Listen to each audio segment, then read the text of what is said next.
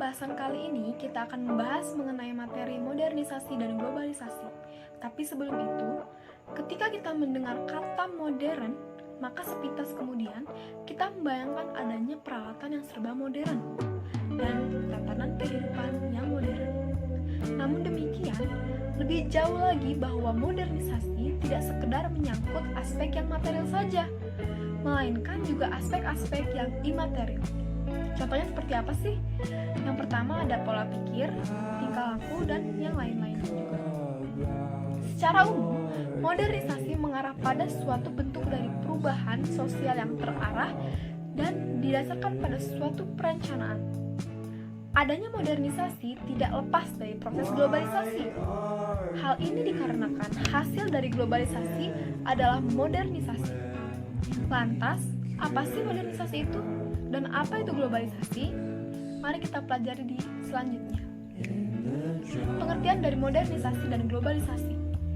Modernisasi dalam KBBI merupakan proses pergeseran sikap dan mentalitas sebagai warga masyarakat untuk dapat hidup sesuai dengan tuntutan masa kini.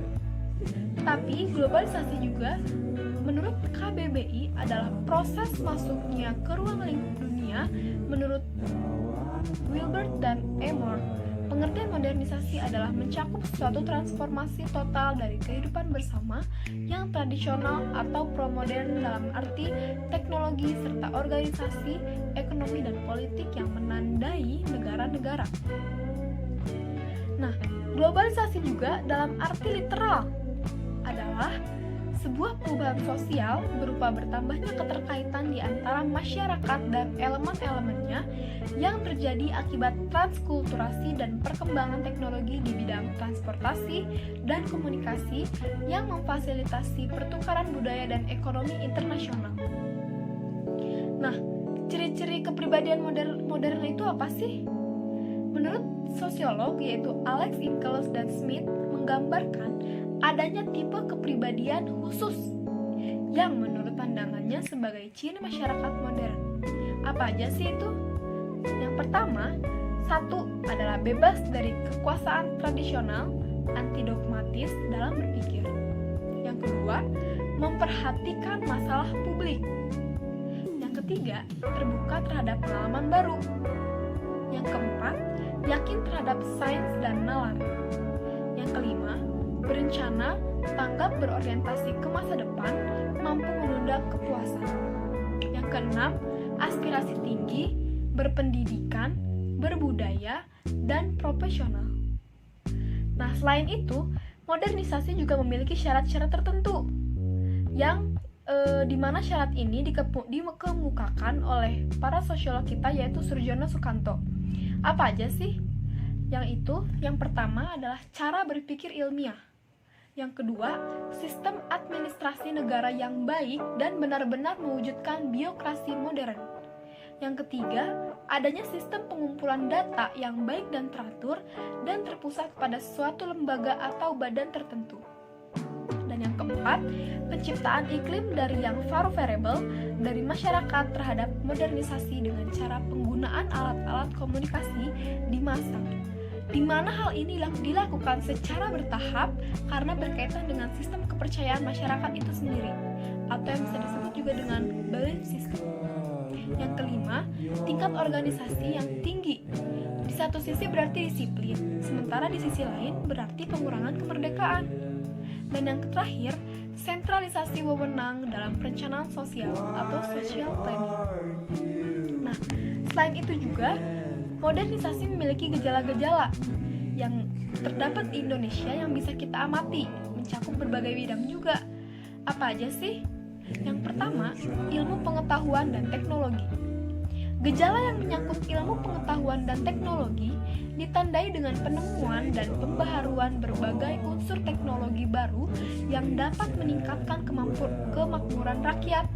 Misalnya, pembuatan pesawat terbang oleh PT DI Bandung, pembuatan sistem air bersih Goa Bribin di Gunung Kidul, Yogyakarta dengan menarik air di sungai bawah tanah yang bekerja sama dengan Jerman.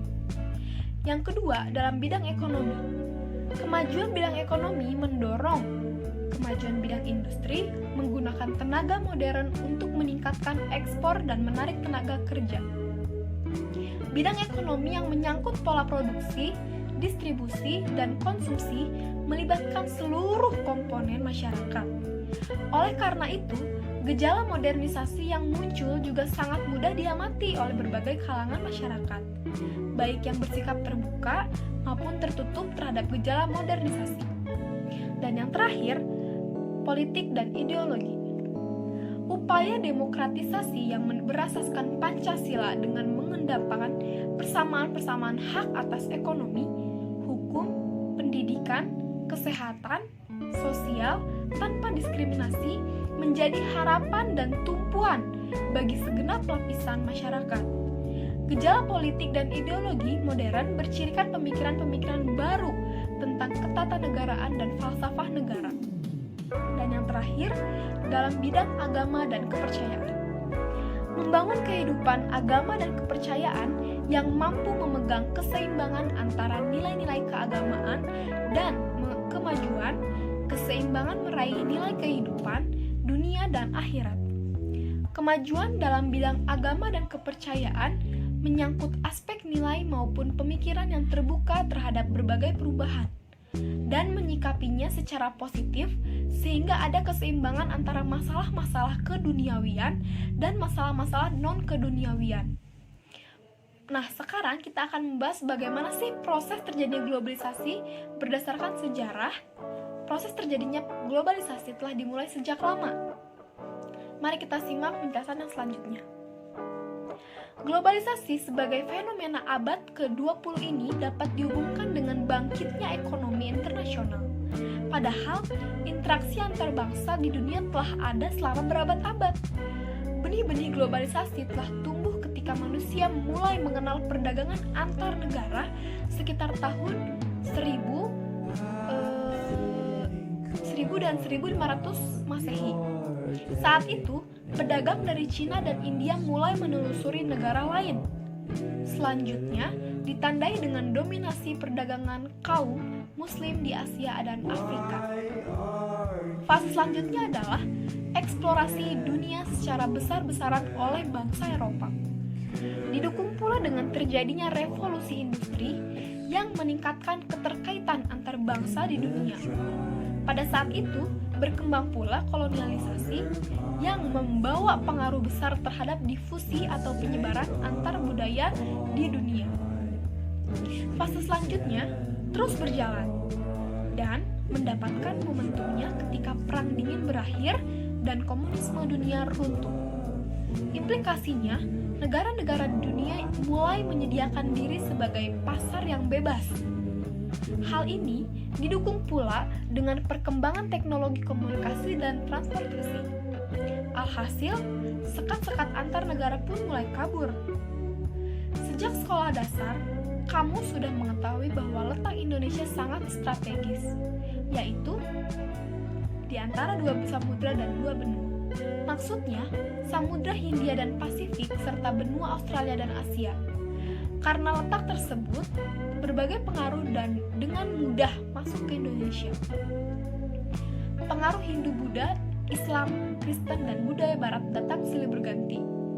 Letak yang strategis ini pula yang menyebabkan Indonesia pernah berjaya pada masa perdagangan dan pelayaran kuno sekitar abad ke-15. Sekarang, kita akan memasuki abad ke-26. Perubahan-perubahan besar terjadi tanpa kita sadari. Perubahan itu terkait dengan suatu proses yang disebut dengan globalisasi. Dalam globalisasi, terjadi perubahan yang begitu besar, dahsyat, dan mengglobal. Tentunya, Indonesia sangat-sangat sulit untuk menghindarkan diri dari perubahan tersebut. Bahkan, arus globalisasi telah banyak mengubah masyarakat Indonesia secara keseluruhan. Situasi dan kondisi ini ditakutkan akan mengancam jati diri bangsa. Tidak selamanya pengaruh globalisasi baik dalam kehidupan suatu negara. Oleh karena itu, kita sebagai generasi bangsa yang peduli dengan kondisi dan kehidupan negara berupaya untuk mencari gagasan tepat untuk mengatasi memudarnya jati diri bangsa. Nah, sekarang kita akan membahas mengenai dampak modernisasi dan globalisasi. Dampak dalam modernisasi dan globalisasi terdapat dua, yakni dampak positif dan ada juga dampak yang negatif. Sekarang kita akan membahas yang dampak positif terlebih dahulu. Mengarah pada kemajuan dengan menuju terciptanya masyarakat yang adil dan sejahtera. Hal inilah yang dijadikan harapan masyarakat dengan adanya kegunaan yang positif dari modernisasi. Maka, masyarakat dapat mewujudkan ketepatan dalam hidupnya. Dampak positif perubahan sosial budaya yang terjadi akibat modernisasi dan globalisasi antara lain sebagai berikut. Yang pertama, adanya kemudahan dalam komunikasi. Karena dengan globalisasi, maka batas-batas antar daerah menjadi hilang. Seperti maraknya fasilitas handphone yang sekarang ini bisa dengan mudah kita jumpai di berbagai lapisan masyarakat. Yang kedua, kemajuan teknologi di berbagai bidang. Hal-hal positif yang berkaitan dengan teknologi sebaiknya diadopsi untuk kepentingan yang bersifat positif. Mereka tidak bisa dipungkiri di samping dampak positif juga selalu disertai dengan dampak yang negatif. Nah, sekarang kita akan membahas dampak negatif dari adanya globalisasi. Dampak negatif mengarah pada kemunduran, ditandai dengan adanya tindak kriminalitas, konflik sosial, deviasi sosial, serta berbagai masalah sosial lainnya. Hal ini yang menjadi titik jenuh dari perubahan sosial dalam masyarakat. Adapun dampak negatif dari perubahan sosial dan budaya yang terjadi akibat modernisasi dan globalisasi yang dapat kita jumpai di sekarang ini antara lain sebagai berikut. Yang pertama, bergesernya selera orang ketika dulunya biasa makan nasi. Sekarang ini lebih suka makanan siap saji, fast food. Sekarang ini orang-orang tidak lagi memakan makanan demi memenuhi kebutuhan rasa lapar yang dialami. Tetapi sekarang ini lebih didominasi oleh adanya rasa gengsi atau pratisme yang tinggi apabila makan di restoran terkenal yang merupakan produk dari luar negeri. Hal ini ditengarai juga merupakan dampak dari iklan yang sering ditayangkan di berbagai media, bahwa kalau orang ingin modern, maka harus mengikuti gaya hidup modern, termasuk dalam hal pola makan yang diakibatkan pada cara-cara dan pola-pola barat. Ini semua adalah dampak dari adanya globalisasi dan modernisasi di segala bidang. Yang kedua, yang sering kita jumpai adalah dalam hal pakaian. Sekarang ini banyak orang yang mungkin cenderung meniru cara berpakaian ala-ala barat seperti celana sobek dan lain sebagainya. Dan yang ketiga adalah dalam hal yang bergaul. Sekarang ini telah banyak pergaulan bebas yang diadopsi dari cara pergaulan di luar negeri. Contohnya seks bebas. Sekarang ini sudah menjamur kemana-mana. Orang tidak mau lagi bila hidup bersama tanpa nikah. Dalam hal ini, bisa dikaji bahwa budaya malu telah bergeser akibat hanya mengejar hedonisme atau kesenangan dunia. Sehingga, kontrol sosial pun juga sekarang ini sudah sulit untuk ditemui. Yang keempat, dalam hal lingkungan. Sekarang ini banyak sekali limbah yang mencemari lingkungan akibat perusahaan asing yang beroperasi di Indonesia. Seperti apa? Seperti kasus buyat, di mana warga yang menjadi korban terkena penyakit mina mata akibat limbah merkuri yang dihasilkan dari limbah PT Newmont Minahasa yang selama ini dialirkan ke Teluk Buyat, telah mencemari ikan dan air teluk tersebut. Sementara itu, warga di sana menggantungkan kehidupan pada hasil ikan tangkapan, nelayan, serta kehidupan sehari-hari tidak lepas juga memakan ikan yang telah tercemar tersebut. Nah, sekarang itu banyak pulau-pulau di Indonesia yang digadaikan kepada perusahaan atau negara asing.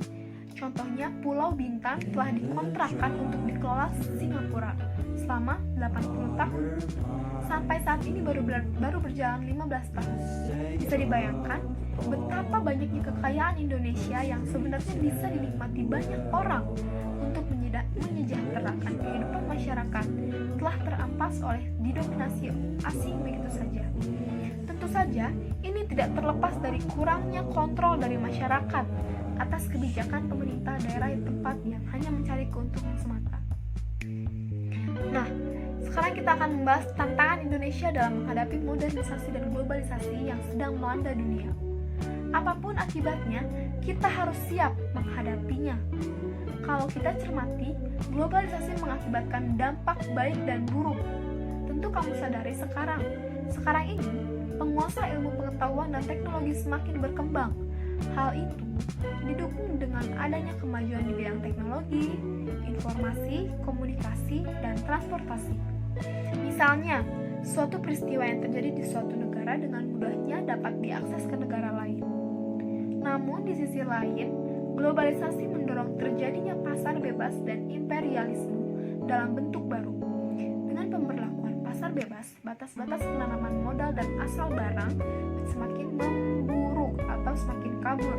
Sedangkan imperialisme, bentuk baru itu tercipta karena dalam globalisasi memungkinkan perkembangan paham liberalisme yang ditandai dengan dominasi kelompok kuat terhadap kelompok lemah. Nah, untuk itu, cara kita menyikapinya yaitu kita harus memperkuat eksistensi jati diri bangsa. Hal itu dimaksudkan untuk menyaring berbagai pengaruh globalisasi yang masuk ke Indonesia. Kita ambil pengaruh yang baik dan kita tidak boleh tolak pengaruh yang buruk atau mencari solusi terbaik dari pengaruh buruk itu. Dengan memperkuat jati diri bangsa, Indonesia tentunya tidak akan mudah terpengaruh oleh berbagai dampak globalisasi. Nah, oleh karena itu, kesimpulan yang bisa kita ambil dalam materi kali ini adalah dengan adanya tantangan globalisasi yang semakin menggila, Pancasila dapat dimanfaatkan sebagai filter atau penyaring berbagai pengaruh yang ditimbulkan oleh globalisasi. Saya Angelika Patresia dari kelas 12 IPS 2. Terima kasih.